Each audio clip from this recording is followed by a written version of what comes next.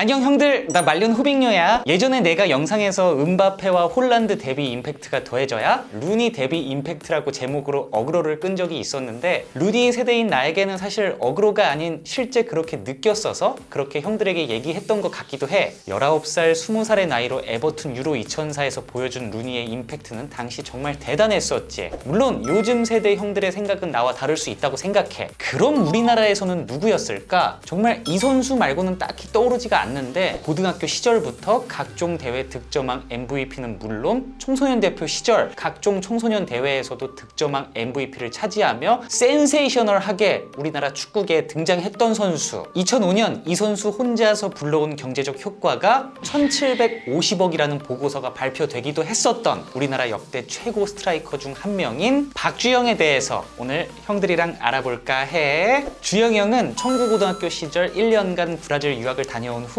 곧바로 전국대회에서 두각을 나타내기 시작했어. 3학년 때 중앙 플레이메이커에서 포워드로 포지션 변경을 한 박주영은 고교 시절 내내 33경기에 출전해 47득점, 경기당 평균 1.42골, 4개 대회 득점왕을 차지하는 압도적인 퍼포먼스를 보여줬지. 이게 어느 정도였냐면 역대 우리나라 고교 선수들 모두 다 통틀어도 박주영보다 고등학교 때 잘하고 유명했던 선수는 없었을 거야. 이미 고등학교 때 박주영을 위한 다큐멘터리가 방영됐었을 정도니까. 한 번은 2003년 대구 MBC배 고교 축구 결승전이었어. 이미 박주영은 대회 9골로 갑자기 어떤 선수가 결승전에서 5골 막 이렇게 넣지 않은 이상 일단 득점왕은 확실시 되는 상황이었지. 그 말은 뭐야? 박주영만 막으면 이길 수 있었어. 그걸 이미 알고 들어갔어. 그럼에도 박주영은 결승전에서 2골을 내리 때려 박으면서 청구구의 우승을 이끌었어. 대회 12골로 득점왕 MVP. 나도 고등학교 때 축구를 해봤지만 상상이 안 되는 시츄에이션이야. 고등학교 때 누가 아무리 잘했어도 이런 얘기는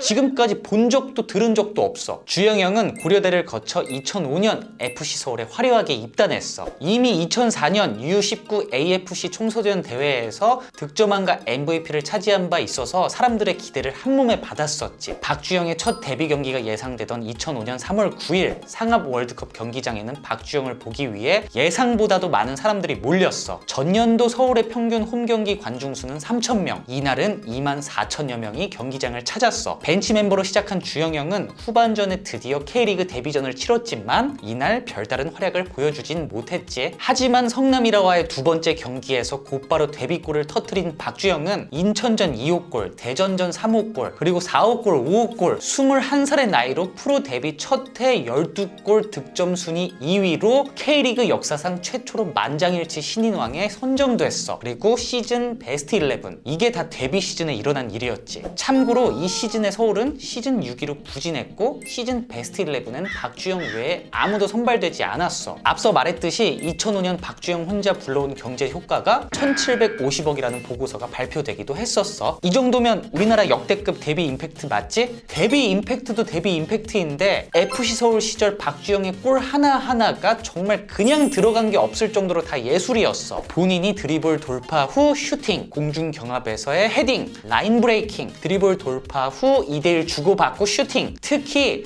박스 안에서 무서울 정도의 침착함으로 수비수와 골키퍼를 제낀 후 넣는 골들은 박주영의 트레이드 마크였지. 이거는 내가 축구했을 때 생긴 선입견인데 지금도 그런진 잘 모르겠어. 우리 어렸을 때는 브라질로 축구 유학을 정말 많이 갔을 때야. 그래서 중고등학교 때 브라질에서 축구 유학을 갔다 온 애들은 좋은 의미로든 나쁜 의미로든 달라도 좀 뭔가 달랐어. 좋은 의미로는 예를 들면 정말 한국에서 배운 것 같지 않은 리듬으로 드리블과 개인기가 뛰어났어. 근데 꼭 브라질 잘못 갔다 온 애들은 공 엄청 끌고 야 패스 이러면 그냥 이렇게 패스 주면 되잖아. 패스 이러면 뛰어서 줘. 호나우딩요야? 그래서 그런지 주영이 형의 이 드리블 리듬이랄까? 그리고 이 골대 앞에서의 침착함, 한 번 더 제끼고 슛, 이런 것들이 청구고 시절 다녀온 브라질에서 좋은 영향을 많이 받았지 않았나라고 한번 생각해 본 적이 있어. 확실한 건 이전까지 우리나라에서 볼 수 없었던 스트라이커 유형이었던 것 같아. 2006년 박주영의 첫 번째 월드컵, 조별리그 마지막 스위스전에서 선발 출전했지만 이미 유럽에서 좋은 활약을 보여주고 있는 수비수들에게 내공에서는 물론 피지컬에서도 완전히 밀리며 유럽의 높은 벽을 실감했어. 결과적으로 우리나라는 16강 진출에 실패했지. 그 후 2007, 2008 2008 시즌 박주영은 잦은 부상으로 첫 번째 시즌만큼의 활약을 보여주진 못했어. 하지만 그래도 한 번씩 보여주는 박주영의 창의적인 플레이는 다르긴 다르구나 라고 느낄 수 있었지. 2008 베이징 올림픽 박주영은 10번을 달고 조별리그 3경기 모두 출전해 한 골을 넣었지만 우리나라는 1승 1무 1패로 8강 진출에는 실패했어. 그리고 2008년 프랑스 1부 리그인 AS 모나코로 이적이 확정됐다는 기사가 발표됐고 그렇게 주영이 형은 프랑스로 향했어. 당시 분위기는 잘 갔다와 아직은 좀 부족하다로 의견이 나뉘기도 했었지. 드디어 데뷔전 FC 로리앙과의 경기에서 한 골 1도움으로 맹활약! 박주영의 FC 서울 데뷔 시즌 이후 이러쿵저러쿵 하는 소리들을 잠재울 만한 경기력이었어. 이후 팀 내 에이스로 급부상하면서 네네와 함께 모나코의 공격을 이끌게 되지. 주영이 형은 첫 시즌인 08-09 시즌에서 이미 골키퍼를 제외한 필드 플레이어 중 가장 많은 출전 시간을 기록하며 유럽 무대 적응을 끝마쳤어. 두 번째 시즌에서도 꾸준히 경기에 출전하며 좋은 모습을 보이던 중 출전한 2010 남아공 월드컵. 주영이 형은 국가대표팀 포워드 1옵션으로 출전했지. 16강 우루과이 전까지 4경기에 모두 출전해 프리킥골 1골만을 기록했어. 이제 이 주영이 형의 국가대표 커리어, 경기력에 있어서 의견이 많이 갈리는 것 같은데 이건 뭐 누구 의견이 맞다 틀리다를 떠나서 4경기에서 프리킥골 1골이면 그건 잘했다고 할 수 없는 거 아니냐에 대한 내 의견을 형들에게 한번 말해보자면 오케이, 일정 부분 인정이야. 하지만 난 당시 주영이 형을 보면서 정말 너무나도 깜짝 놀랐던 확실한 기억이 있어. 스트라이커는 골로 평가되는 건 숙명이겠지만 조금 깊숙이 들어가서 얘기하면 주영이 형이 그 유럽, 남미, 아프리카 정상급 수비수들을 상대로 원톱에서 공 하나하나 다 지켜주고 우리 팀 공격수들에게 연결시켜줄 수 있다는 게, 그리고 무엇보다 내가 가장 놀라웠던 건 그 피지컬과 높이 좋은 수비수들 상대로 제공권을 다 따낸다는 게 보면서도 믿기지 않았어. 비교적 피지컬이 약하다는 평가를 받던 선수가 도대체 프랑스에서 무슨 일이 있었던 거지? 우리 팀 후방 지역에서 전방으로 롱킥을 하면 이건 수비가 앞을 보고 있기 때문에 수비가 유리한 건 당연하단 말이야. 그래서 공격수들이 주로 뭘 하냐면 수비가 편하게 혼자서 헤딩만 따지 못하도록 같이 떠주기라도 해야 돼. 포워드의 중요한 임무 중 하나야. 왜냐면 수비수가 헤딩을 너무 편하게 뜨면 공이 연결이 돼서 바로 역습 맞는 상황이 나오니까 그 중요한 걸 방지하는 차원인데, 물론 제공권을 주무기로 하는 공격수들은 뭐 3대7, 4대6까지도 나올 수 있어. 근데 그건 제공권을 주무기로 하는 공격수들 얘기고,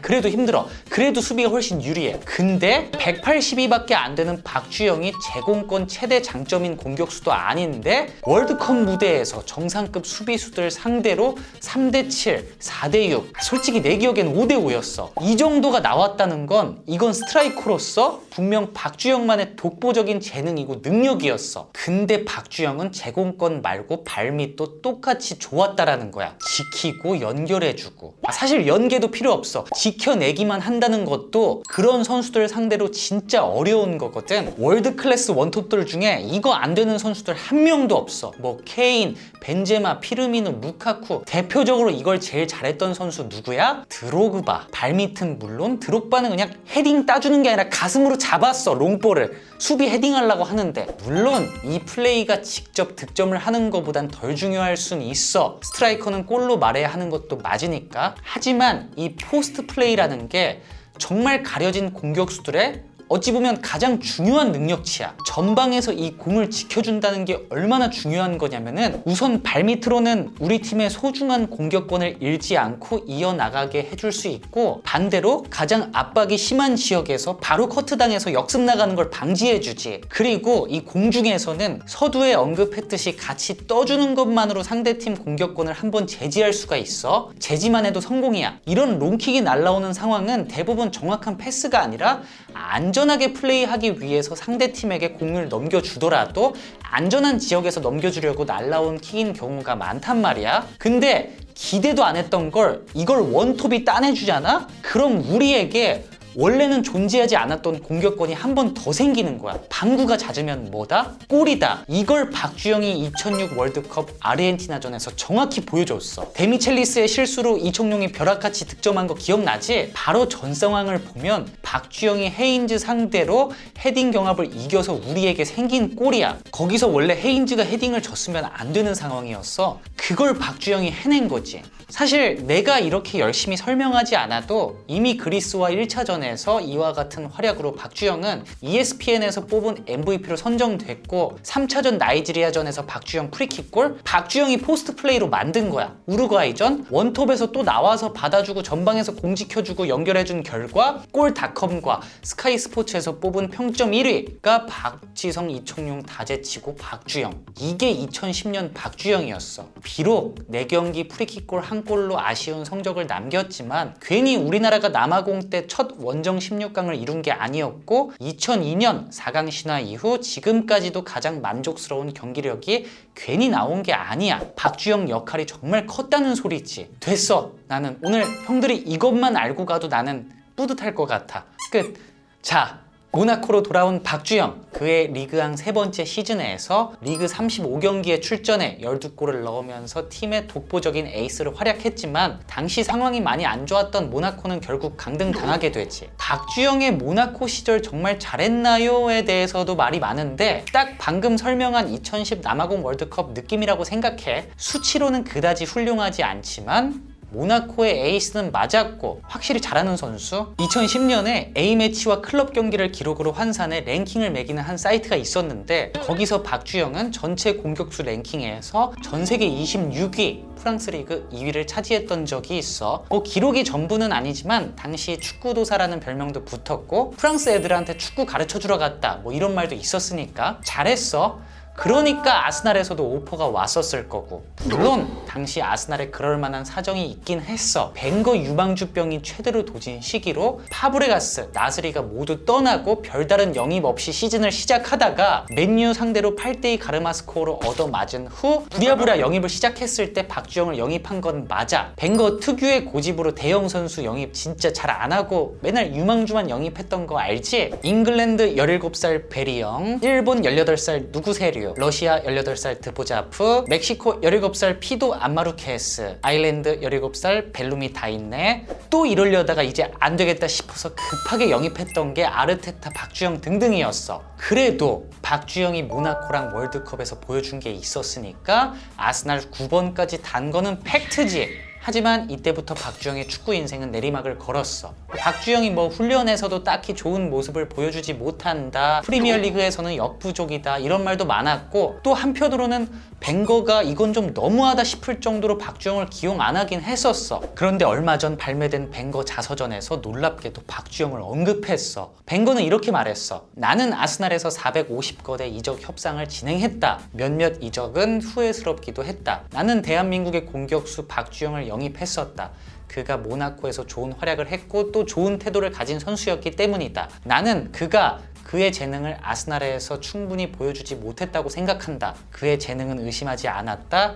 다만 그가 조금 자신감이 부족했던 부분도 있다. 그는 아스날에서의 상황을 바꿀 만한 경기, 즉 나는 아스날에서 뛸 만큼 충분히 좋은 선수다 라는 것을 보여줄 기회를 얻지 못했다. 어쩌면 내가 그에게 자신을 증명할 충분한 기회를 주지 못한 것일 수도 있다. 이렇게까지 벵거가 굳이 박주영을 자신의 자서전에서 언급한 걸 보면 확실히 벵거가 박주영에 대해 애정이 있었고 또 정말 아쉬움이 남는 영입이어서 그랬지 않았을까라는 생각이 들어. 박주영은 이렇게 힘든 시기를 보내면서도 2012년 런던 올림픽 대표팀 와일드카드로 출전해 3, 4위전 일본과의 경기에서 3명을 따돌리고 결승골을 넣었고 후반전에는 아까 내가 언급한 롱볼 상황에서 헤딩으로 구자철에게 연결해주면서 1골 1어시스트 한일전의 주인공으로 등극했어. 런던 올림픽에서 동메달을 목에 걸었지. 이후 박주영은 셀타비고, 와포드, 알샤밥을 거쳐 2015년 7년 만에 FC 서울로 다시 돌아왔어. 그리고 현재 2021년까지 박주영의 축구 인생은 ING 중이지. 이번에 주영이 형 편을 준비하면서 어찌 보면 가장 심혈을 기울였다고 볼 수도 있을 것 같은데, 박주영이 그 정도까지는 아니다 라고 생각하는 사람들과의 대립이 내가 좀 두려웠던 것 같아.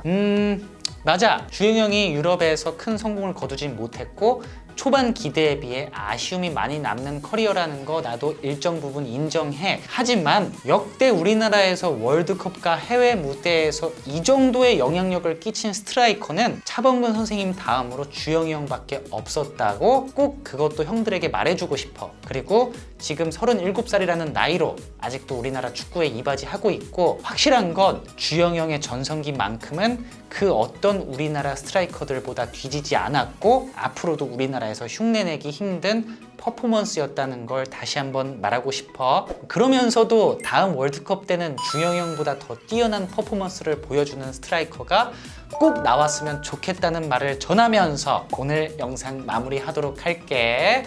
그럼 우리 모두 트라이!